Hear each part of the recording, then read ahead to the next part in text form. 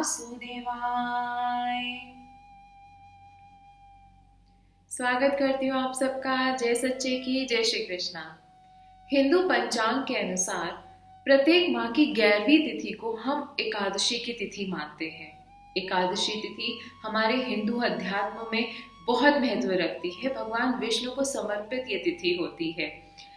प्रत्येक माह में 2 पक्ष आते हैं, कृष्ण पक्ष और शुक्ल पक्ष। इस प्रकार प्रत्येक माह में एकादशी की तिथि भी 2 बार आती है और इस प्रकार प्रत्येक वर्ष में कम से कम 24 एकादशियां होती हैं। किंतु इस वर्ष अधिक मास होने की वजह से इस वर्ष 26 एकादशियां पड़ रही हैं। आज की एकादशी जिसका हम वर्णन करने जा रहे हैं उसका नाम है इंदिरा एकादशी। तो चलिए मिलकर समझते हैं कि क्या मुख्य है इस तिथि को लेकर, कब इसका शुभ मुहूर्त पड़ रहा है, इसकी कथा क्या है और क्या कुछ खास है इंदिरा एकादशी को लेकर। चलिए, पितृपक्ष में पड़ने वाली एकादशी को ही इंदिरा एकादशी कहते हैं। इंदिरा एकादशी को ही हम श्राद्ध एकादशी के नाम से भी जानते हैं। तो चलिए जानते हैं कि इंदिरा एकादशी का शुभ मुहूर्त क्या है। साल 2020 में इंदिरा एकादशी 13 सितंबर को रविवार के दिन पड़ रही है। इसका शुभ मुहूर्त शुरू होगा, इस तिथि का शुभ मुहूर्त शुरू होगा 13 सितंबर को सुबह 4:13 से एकादशी तिथि लग जाएगी और इसका समापन 14 सितंबर की सुबह 3:16 तक रहेगा। एकादशी तिथि का पारायण का समय रहेगा 14 सितंबर को दोपहर 12:59 से शाम 3:27 तक रहेगा। एकादशी तिथि की व्रत एवं पूजा विधि। चूंकि ये दिन हमारे भगवान विष्णु जी को समर्पित होता है तो हमें कोशिश करनी चाहिए कि इस विशेष दिन पर सुबह जल्दी उठें। प्रातःकाल जल्दी उठकर स्नान आदि से निवृत्त होकर अपने मंदिर की साफ सफाई करें। भगवान का जो भी विग्रह आपने विराजित अपने मंदिर में किया हुआ है उनका अभिषेक करें, उनको सुंदर फूल चढ़ाएं, अर्पित करें, तुलसी दल अर्पित करें। एकादशी के दिन तुलसी दल नहीं तोड़ना चाहिए, इस बात का विशेष ध्यान रखें। तो तुलसी दल एक दिन पहले ही तोड़कर अपने पास रख लें।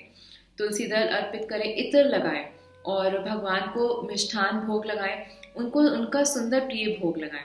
कोशिश करें अगर व्रत रख रहे हैं तो इस दिन संकल्प करना बिल्कुल मत भूलें। अपने व्रत का संकल्प श्री हरि के आगे जरूर करें, उससे बल मिलता है।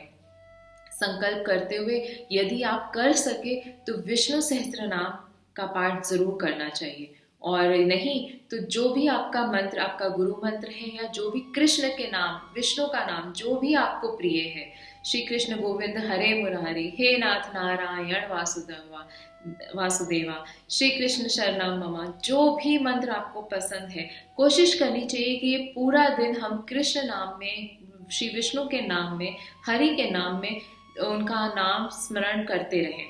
सो इस प्रकार हमें अपनी पूजा करनी चाहिए, व्रत का संकल्प लेना चाहिए। और व्रत 3 दिन का होता है ये व्रत। तो एक दिन पहले से ही संध्या में, रात्रि में भोजन ना करें, फलाहारी लें, और दूसरे दिन भी फलाहार शाम को लें, और नेक्स्ट डे द्वादशी के दिन किसी ब्राह्मण को दान करके अपना व्रत का पारण करने के बाद ही भोजन ग्रहण करें।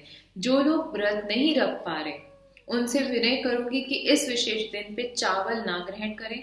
और जो कहा जाता है, संत लोग कहते हैं कि वैसे तो हमें कभी भी नहीं करनी चाहिए, लेकिन इस मुख्य दिन को आदर देते हुए, इसको मानते हुए, इसके ऊपर विश्वास करते हुए इस दिन पे हमें किसी की निंदा नहीं करनी चाहिए, बुराई नहीं करनी चाहिए, ना ही झूठ बोलना चाहिए। इस चीज का हमें विशेष ध्यान देना चाहिए। इसी प्रकार अपने दिन की शुरुआत श्री हरि के नाम से शुरू करते हुए दिन भर उसी नाम में हमें अपने आप को, अपने मन को लगाना चाहिए। और अगर हो सके तो कृष्ण लीला, भगवान की किसी लीला, किसी कथा का वर्णन सुनते हुए इस दिन को यापन करना चाहिए। धार्मिक मान्यताओं के अनुसार इंदिरा एकादशी के व्रत रखने वाले व्यक्ति के पितरों को मोक्ष की प्राप्ति होती है। इस साल इंदिरा एकादशी का दिन बहुत ही शुभ संयोगों को लेकर आ रहा है। माना जाता है कि यदि कोई व्यक्ति विधि विधान पूर्वक पूरी श्रद्धा और विश्वास से इस व्रत को निभाए, इस व्रत को करे, संकल्प करे और इस व्रत को रखे, तो उनके पितरों को बहुत शांति और उनको पुण्य मिलता है। कहते हैं यदि व्यक्ति को पितृदोष भी हो तो उसमें भी उनको राहत मिलती है, उनको सुकून मिलता है। तो इस व्रत को हमें अपने पितरों के निमित्त उनके नाम करते हुए इस व्रत को जरूर रखना चाहिए। यहाँ तक भी कहा गया है कि इस व्यक्ति को, जो भी व्यक्ति इस व्रत को रखते हैं, उनका मन यदि चंचल होता है या बहुत ज्यादा नकारात्मकता आती है तो वो भी दूर होता है और मन में शांति आती है। तो ऐसा कहा गया है। साथ में ही ब्रह्म वैवर्त पुराण के अनुसार श्री कृष्ण और युधिष्ठिर महाराज के बीच में कुछ संवाद हुए हैं, जिनसे हमें इस इंदिरा एकादशी के व्रत का महत्व और कथा मिलती है। तो चलिए मिलकर सुनते हैं। धर्मराज युधिष्ठिर कहने लगे कि हे भगवान, मैंने भाद्रपद शुक्ल पक्ष की एकादशी का सविस्तार वर्णन सुना है। अब आप कृपा करके मुझे अश्विन माह के कृष्ण पक्ष की एकादशी के विषय में भी बताएं। इस एकादशी का क्या नाम है तथा इसके व्रत का क्या विधान है? इसका व्रत करने से किस फल की प्राप्ति होती है? भगवान श्री कृष्ण कहने लगे कि अश्विन कृष्ण एकादशी का नाम इंदिरा एकादशी है। यह एकादशी पापों को नष्ट करने वाली तथा पितरों को अधोगति से मुक्ति देने वाली होती है। हे राजन, ध्यान पूर्वक इसकी कथा सुनो। इसके सुनने मात्र से ही वाजपेय यज्ञ का फल मिलता है। इंदिरा एकादशी व्रत कथा। प्राचीन काल में सतयुग के समय महिष्मती नाम की एक नगरी में इंद्रसेन नाम का एक प्रतापी राजा धर्म पूर्वक अपनी प्रजा का पालन करते हुए शासन करते थे। वह राजा पुत्र, पौत्र और धन आदि से संपन्न और भगवान विष्णु के परम भक्त थे। एक दिन जब राजा सुख पूर्वक अपनी सभा में बैठा था तो आकाश मार्ग से महर्षि नारद उतर के उनकी सभा में आए। राजा उन्हें देखते ही हाथ जोड़कर खड़े हो गए और विधि पूर्वक उन्हें आसन देते हुए उनका सम्मान किया। सुख से बैठकर मुनि ने राजा से पूछा कि हे राजन, आप संतों संग कुशल पूर्वक तो हैं? तुम्हारी बुद्धि धर्म में और तुम्हारा मन विष्णु भक्ति में तो रहता है। देवर्षि नारद की ऐसी बातें सुनकर राजा ने कहा, हे महर्षि, आपकी कृपा से मेरे राज में सब कुशल है तथा मेरे यहाँ यज्ञ कर्म आदि सुकृत हो रहे हैं। आप कृपा करके अपने आगमन का कारण मत कहिए। तब ऋषि कहने लगे कि हे राजन, आप आश्चर्य देने वाले वचनों को सुनो। मैं एक समय ब्रह्मलोक से यमलोक को गया। वहां श्रद्धा पूर्वक यमराज से पूजित होकर मैंने धर्मशील और सत्यवान धर्मराज की प्रशंसा की। उसी यमराज की सभा में महान ज्ञानी और धर्मात्मा तुम्हारे पिता को एकादशी का व्रत भंग होने के कारण देखा। उन्होंने संदेशा दिया, सो मैं तुम्हें कहता हूँ। उन्होंने कहा है कि पूर्व जन्म में कोई विघ्न हो जाने के कारण मैं यमराज के निकट रह रहा हूँ। सो हे पुत्र, यदि तुम अश्विन कृष्ण इंदिरा एकादशी का व्रत मेरे निमित्त करो तो मुझे स्वर्ग की प्राप्ति हो सकती है। इतना सुनकर राजा कहने लगे कि हे महर्षि, आप इस व्रत की विधि मुझसे कहिए। नारद जी कहने लगे, अश्विन माह की कृष्ण पक्ष की दशमी के दिन प्रातःकाल श्रद्धा पूर्वक स्नान आदि से निवृत्त होकर पुनः दोपहर को नदी आदि में जाकर स्नान करें।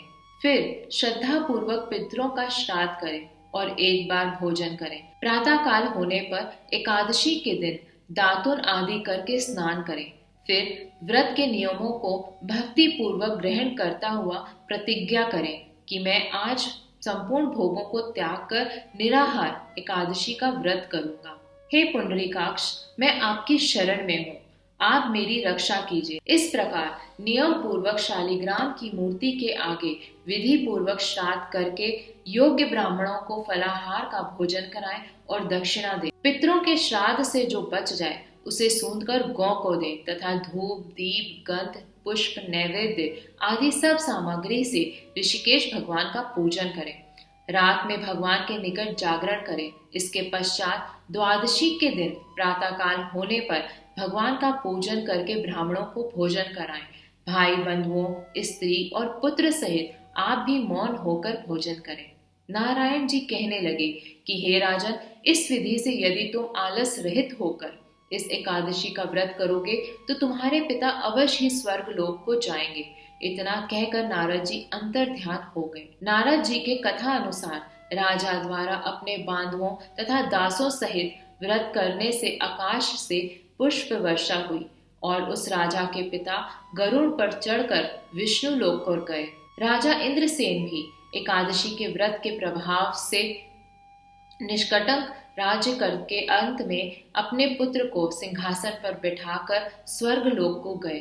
हे युधिष्ठिर, इस इंदिरा एकादशी के व्रत का महात्म्य मैंने तुमसे कहा है।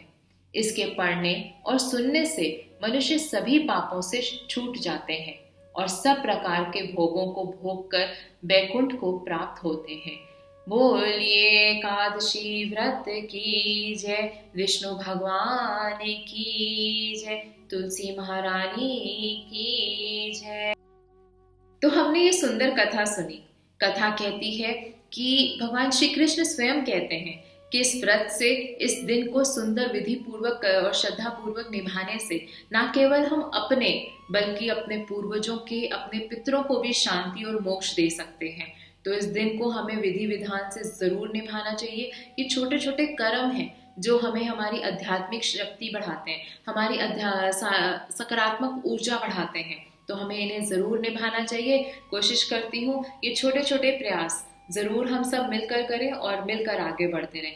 ध्यान रखिएगा, एकादशी के दिन तुलसी पत्र बिल्कुल नहीं तोड़ते हैं। अगर हो सके तो थोड़ी देर रात्रि का जागरण जरूर करें और दिन में अगर हो सके तो ठाकुर की लीलाओं का, कोई कथा का, कोई सुंदर चिंतन, कोई नाम जाप जरूर करें। नाम जाप तो आप अंदर ही अंदर चलाते रहे, कुछ भी करें अंदर ही अंदर कोई एक नाम पकड़ लें, कोई एक मंत्र पकड़ लें, चाहे वो आपका गुरु मंत्र ही क्यों ना हो। गुरु मंत्र जैसा कुछ भी बलवानी, इस बात का भरोसा रखें तो अंदर ही अंदर गुरु मंत्र चलाते रहे और कुछ भी करते रहे। लेकिन बस हरि मग्न रहे, हरि को मनाते रहे हम सब मिलकर और इसी यात्रा में आगे बढ़ते रहे। चलती हूँ। जय सच्चे की, हरि बोल, जय श्री कृष्णा। वीडियो को अपने फ्रेंड सर्कल में शेयर करना बिल्कुल मत भूलिएगा, लाइक देते जाइएगा और सब्सक्राइब करना बिल्कुल मत भूलिएगा। जय श्री कृष्णा।